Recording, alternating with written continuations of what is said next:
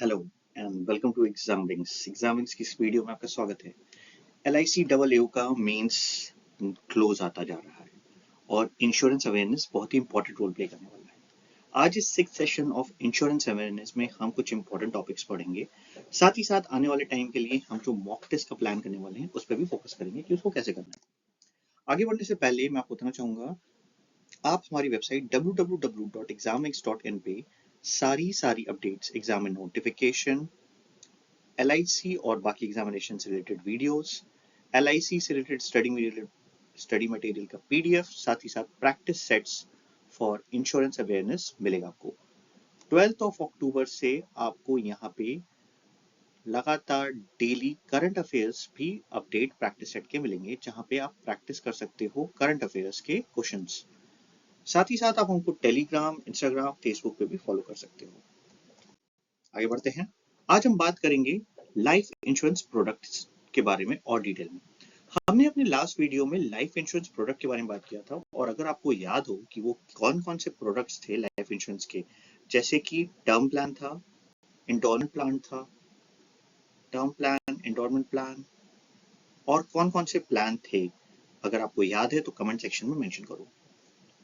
तो आज हम बात करेंगे नॉन ट्रेडिशनल प्रोडक्ट्स के बारे में कि हमें क्या जरूरत पड़ती है नॉन ट्रेडिशनल प्रोडक्ट्स की।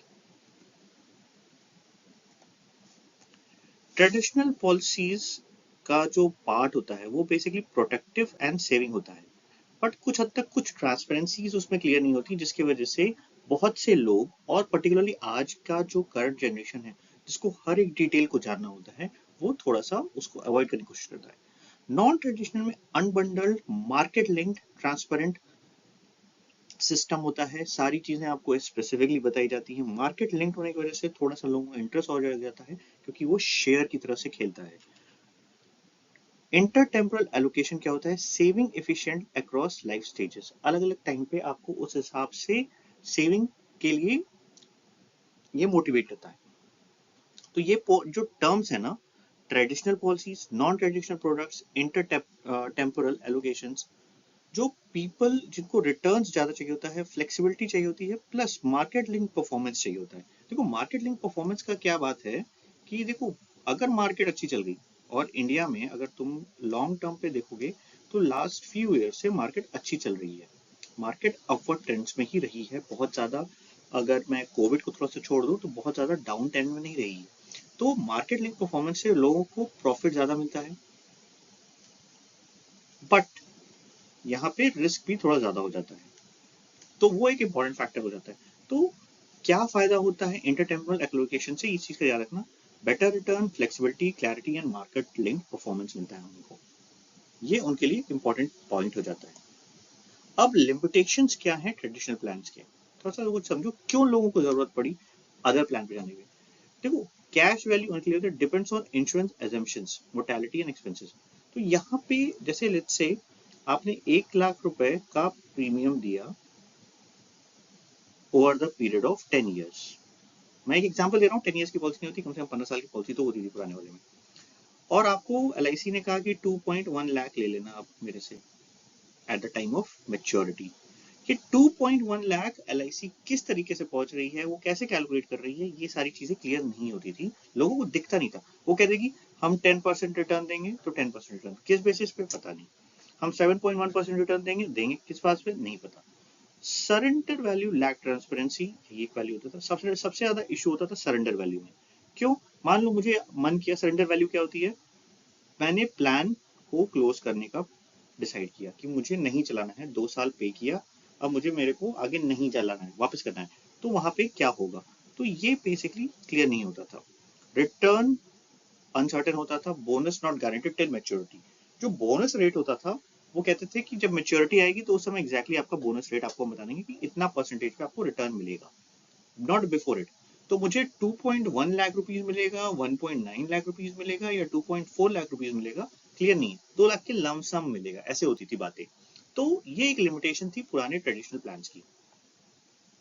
तो इसी चीज को खत्म करने के लिए फिर नए plans, non traditional plans launch किए गए। तो फीचर क्या है नॉन ट्रेडिशनल प्लान का? प्रोटेक्शन होता है, सेविंग होता है, एक्सपेंसेस आपको मैनेज करने में हेल्प करता है। और ट्रांसपेरेंट रिटर्न्स आते हैं, फ्लेक्सिबल प्रीमियम्स का भी ऑप्शन कई बार मिलता है देखने को। इस समय जितने भी बड़े इंश्योरेंस प्रोवाइडर्स हैं लाइफ इंश्योरेंस में, सब कुछ सब के सब फ्लेक्सिबल प्रीमियम्स का ऑप्शन आपको दे रहे हैं कि आपके पास मान लीजिए इन गिवन मंथ आपके पास पैसे कम है तो आप उसको थोड़ा सा ऊपर नीचे करके देख सकते हैं। इन्वेस्टमेंट फंड्स का भी ऑप्शन देते हैं। एलआईसी खुद कहती है कि ये वाली पॉलिसी है, let's say policy number x है, यहाँ पे हम आपको 3 ऑप्शन देते हैं, हाई रिस्क में इन्वेस्ट कर लो, लो रिस्क में इन्वेस्ट कर लो या मीडियम रिस्क में इन्वेस्ट कर लो। तो ये इस तरह के ऑप्शंस मिलने लगे हैं चॉइस ऑफ फंड्स के, जो पहले नहीं होता था। एंड इन्वेस्टमेंट परफॉर्मेंस अगेन आप तुरंत देख सकते हो, पॉलिसी शेयर इन इन्वेस्टमेंट। तो अब आपको शेयर मार्केट के ट्रेंड की तरफ से पता चलेगा कि आपकी पॉलिसी किस तरफ बढ़ रही है।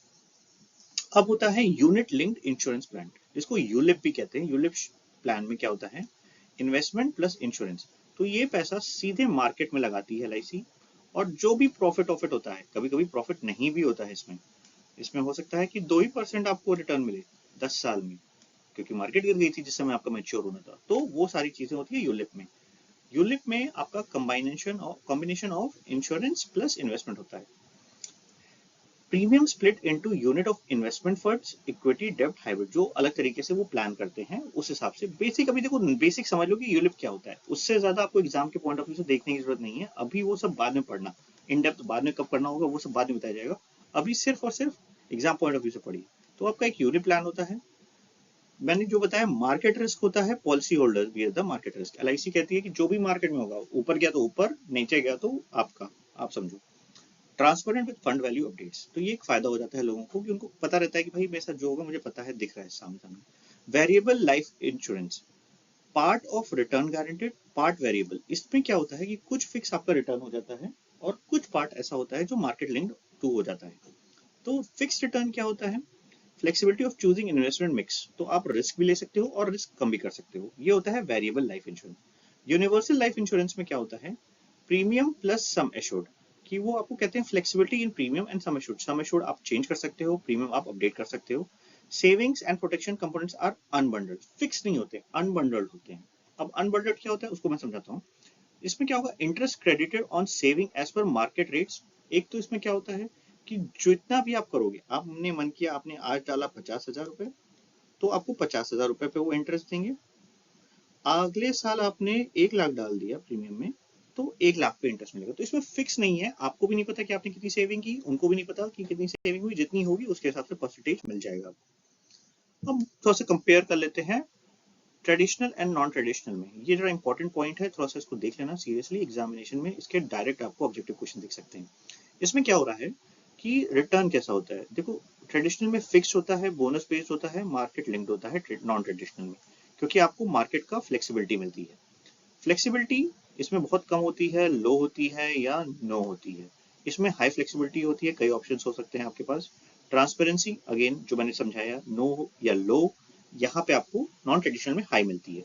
रिस्क, इंश्योरर का सारा रिस्क होता है, अगर मैंने कह दिया कि मैं आपको 5% दूंगा तो मुझे देना ही है, चाहे मार्केट में पैसा ऊपर हो चाहे नीचे हो। यहाँ रिस्क पॉलिसी होल्डर का होता है, अगर पैसा बढ़ा तो बढ़ा, नहीं बढ़ा तो आपकी। एग्जाम्पल जैसे मैंने बताया, यहाँ पे आपके पास यूलिप, वेरिएबल और यूनिवर्सल है। इन्वायरमेंट प्लान के बारे में हमने लास्ट वीडियो में बात की थी। आगे देखते हैं एप्लीकेशन ऑफ लाइफ इंश्योरेंस। तो life insurance is not only for death protection, सिर्फ आपको इस चीज के लिए नहीं है, it serve as multiple applications in business and personal in finance also. इसका अलग अलग तरीके से होता है। आप जैसे पूछे थे कि अगर आपसे क्वेश्चन में आप is life insurance only for death protection, और दूसरा ऑप्शन है मल्टीपल एप्लीकेशन, तीसरा ऑप्शन है पर्सनल फाइनेंस, चौथा ऑप्शन है ऑल ऑफ दीज। तो यहाँ ऑल ऑफ दीज हो जाएगा, आप सिर्फ डेथ प्रोटेक्शन करके आ जाओगे, आंसर गलत हो जाएगा, जो कि अगर आप कैरेस नहीं पढ़ोगे तो बहुत लोग ये गलती करके आएंगे।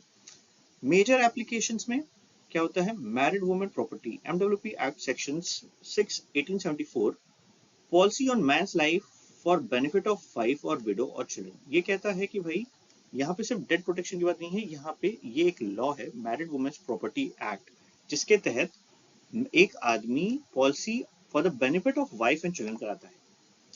क्रिएट्स एन इनरिवोकेबल ट्रस्ट, कि भाई आप हो, आप नहीं हो, तब भी आपके फैमिली का एक सपोर्ट, एक शेप, एक कवर दे के आप जा रहे हो कि हाँ कुछ भी होगा इतना पैसा तो मेरे घर वालों को मिल रहा है। Beyond reach of creditors and courts, यहाँ पे इसको कोई भी पैसा नहीं छू सकता।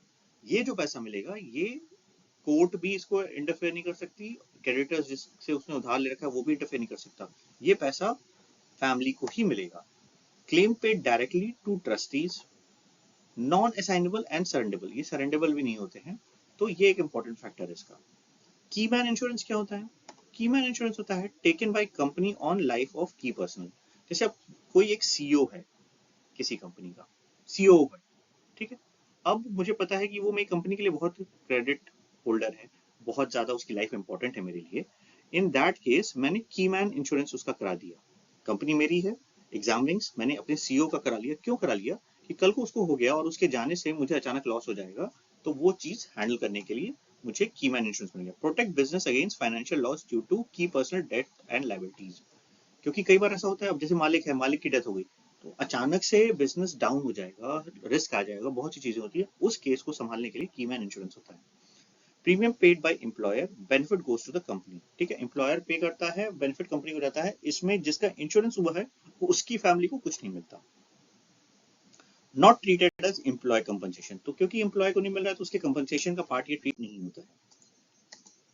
पार्टनरशिप एंड बिजनेस कंटिन्यूटी के लिए, partner insures each other, provides fund to buy deceased partner share. मान लो 50-50% के दो पार्टनर्स हैं, तो दोनों ने एक दूसरे का इंश्योरेंस कर दिया। क्यों? कि अगर एक की डेथ होती है तो बाकी को वो शेयर्स उस हिसाब से कंपनी मिल जाए, उतना पैसा मिल जाए ताकि वो कवर हो जाए चीजें।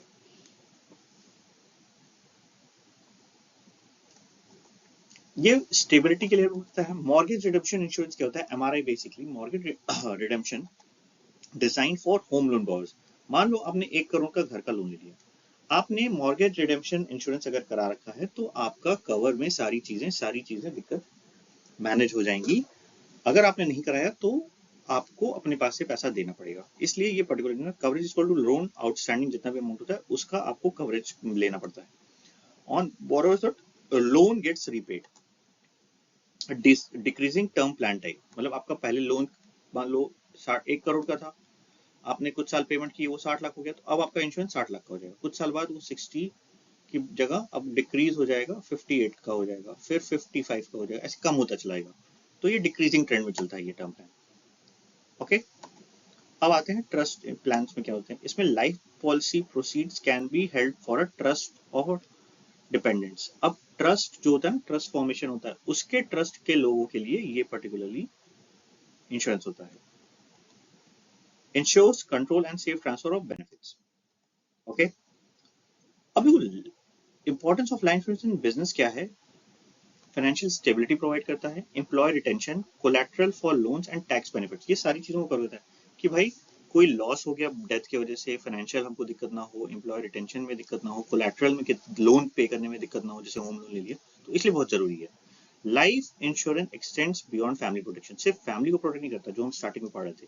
It support business security also, loan repayment जो कि मैंने अभी होम लोन के बारे में बताया, state planning and trust creation, trust creation में भी इसका बहुत इंपॉर्टेंट रोल होता है। तो ये सारी चीजें हैं जो आपको इंश्योरेंस के पॉइंट ऑफ व्यू से ध्यान रखनी है। साथ ही साथ एमसीक्यूज प्लस हमारा जो प्रैक्टिस सेट होने वाला है, प्रैक्टिस सेट को भी आप फॉलो करना और उसको चेक करते रहना, ठीक है।